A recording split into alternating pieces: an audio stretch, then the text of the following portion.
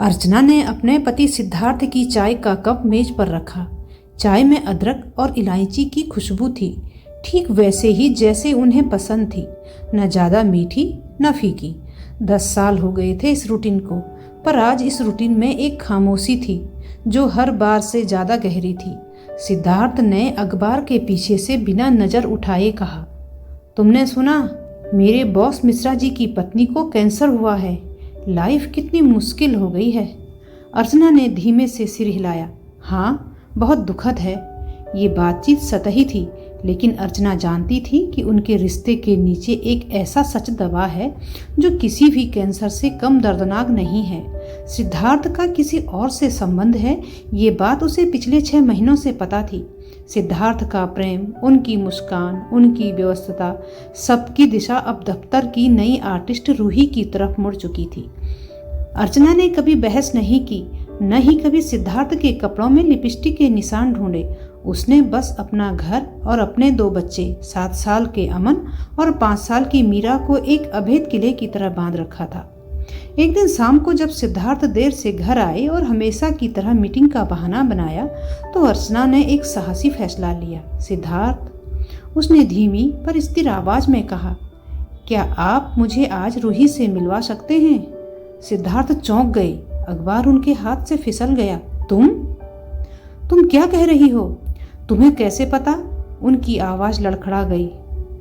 आपके चेहरे पर छलकती खुशी और मेरे चेहरे पर छाई उदासी, इसे पढ़ना ज़्यादा कठिन नहीं है। सिद्धार्थ अपराध बोध और घबराहट से भरे थे। अर्चना प्लीज़, मैं इसे खत्म कर दूंगा। मैं प्रॉमिस करता हूँ, ये बस एक गलती थी। अर्चना ने उन्हें बीच में टोका। ये गलती नहीं, प्रेम है। प्रेम को गलती कहकर आप रूही और खुद दोनों का अपमान कर रहे हो। उन्होंने एक लंबी सांस ली। मैं जानती हूँ कि आप मेरे साथ खुश नहीं हैं, शायद कभी थे भी नहीं। रूही में आपको वो सब मिला है जिसकी आपको ज़रूरत थी। सिद्धार्थ की आंखें नम हो गई। उन्होंने देखा कि अर्चना की आंखों में आंसू नहीं थे, बस एक अजीब सी शांति थी। लेकिन बच्चों का क्या? हमारा घर? उन्होंने पूछा। हमारा घर नहीं टूटेगा, अर्चना ने दृढ़ता से कहा।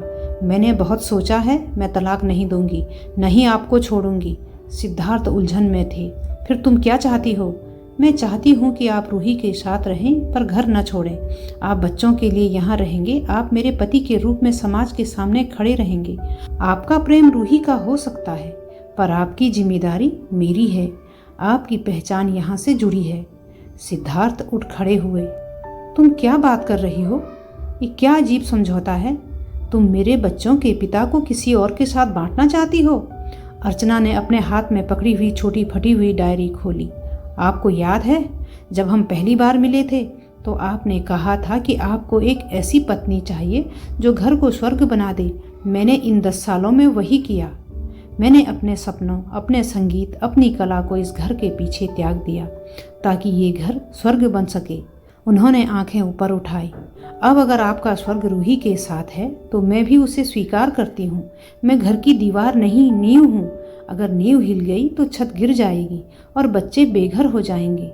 वो आगे बढ़ी और सिद्धार्थ के हाथ पर अपना हाथ रखा। रूही को मैं सौतन नहीं, आपकी खुशी मानती हूँ।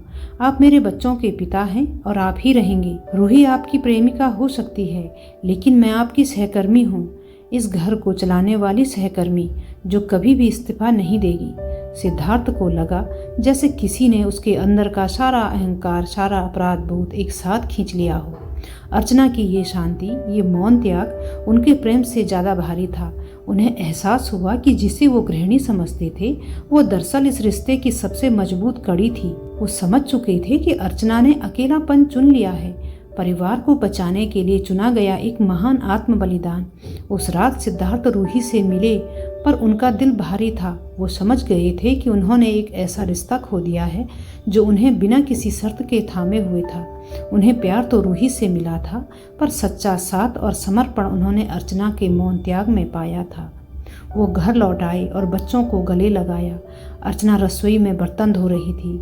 सिद्धार्थ ने पीछे से आकर उन्हें थाम लिया।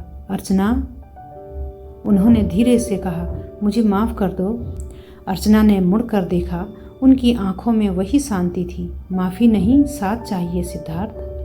एक अटूट साथ इस घर के लिए। सिद्धार्थ जानते थे कि उनकी जिंदगी अब हमेशा के लिए दो हिस्सों में बट गई थी, लेकिन इस बंटवारे को अर्चना ने जिस गरिमा से स्वीकार किया था वो उन्हें जीवन भर का कर्जदार बना गया। वो चुपचाप चाय के ठंडे कप को धोकर अपने घर की नींव को और मजबूत बनाने के लिए खड़े रहे।